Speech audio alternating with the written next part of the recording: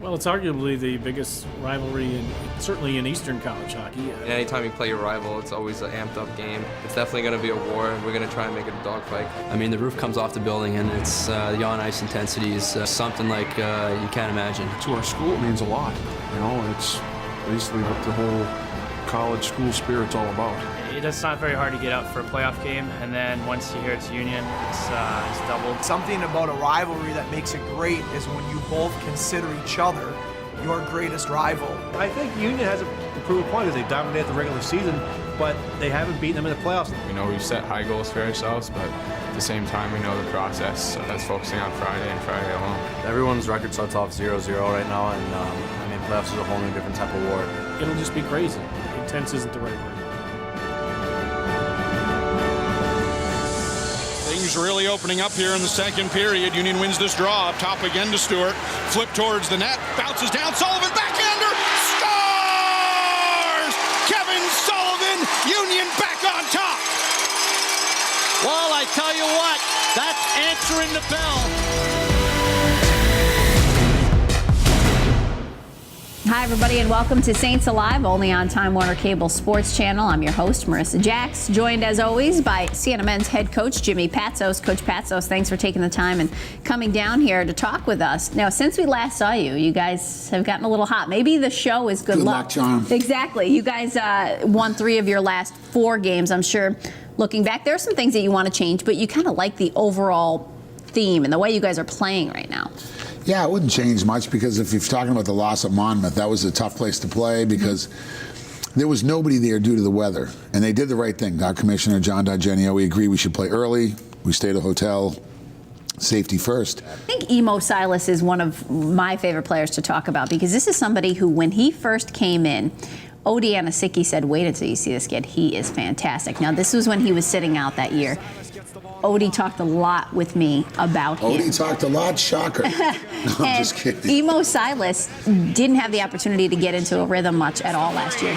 Saints a run. Poole. It's a 3-point game. Timeout, Albany. Rob Poole makes it 40-37. Another assist by the senior Kyle Downey, who was starting to fill up the stat sheet.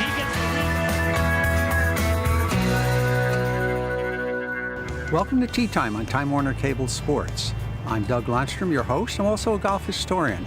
Today we're at the historic Country Club of Troy, built in 1925 on a beautiful piece of land, a terrific golf course, and with magnificent views and a great clubhouse. But first, the Country Club of Troy was designed by Walter Travis. He was famous for undulating greens. I had an opportunity to sit down with Chris Strong, the superintendent at Troy, and he's going to describe those greens for us. The undulations on this particular green, there's what our members call a tub, which is a nice way to describe it because it looks like a bathtub behind us. And there's 2.5 feet of elevation from the front plateau to the bottom of that tub, and then there's a little less from the bottom of that tub to the top of the back plateau.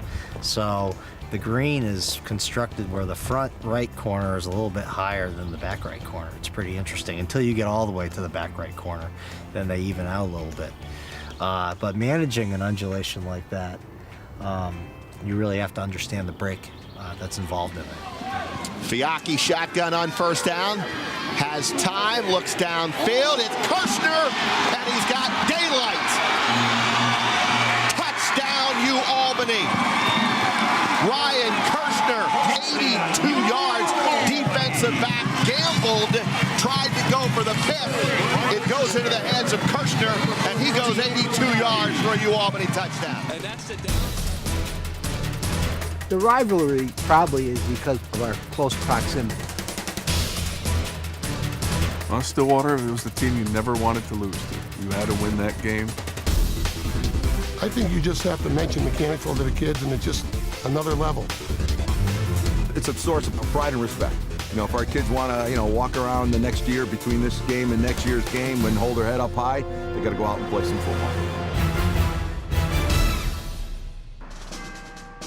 football. There's 2 working class communities built on hardworking people. Originally, they were mill towns, and the community has always been separated by by sports in a lot of ways, but at the same time, sports has also brought us all together. Very close-knit. Everybody knows each other. 90% Italian, Mechanicsville. Sports crazy.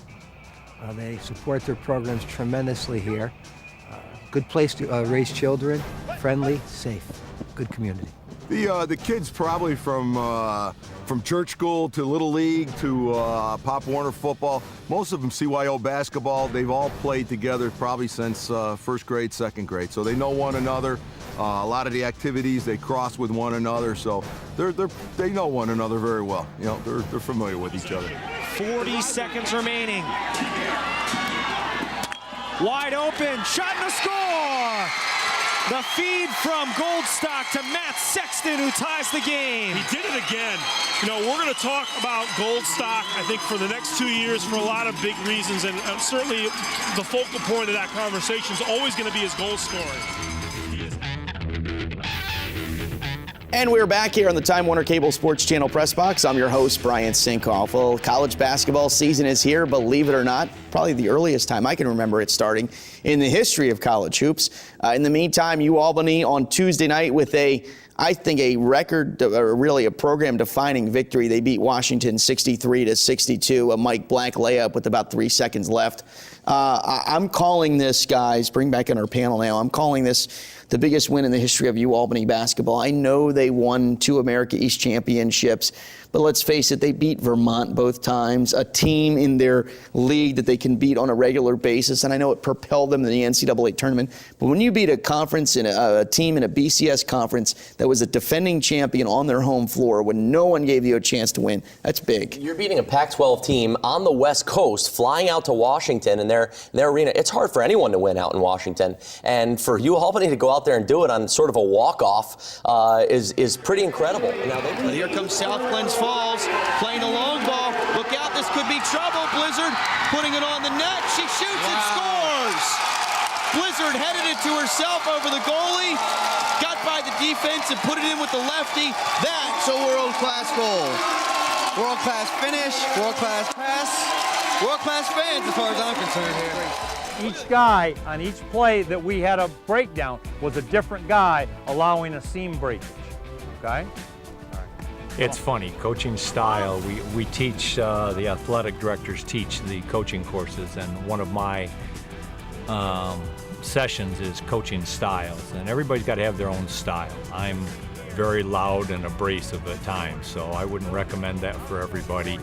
You have to coach with your personality, and that's important that you're who you are. Hey! What was the call in the huddle?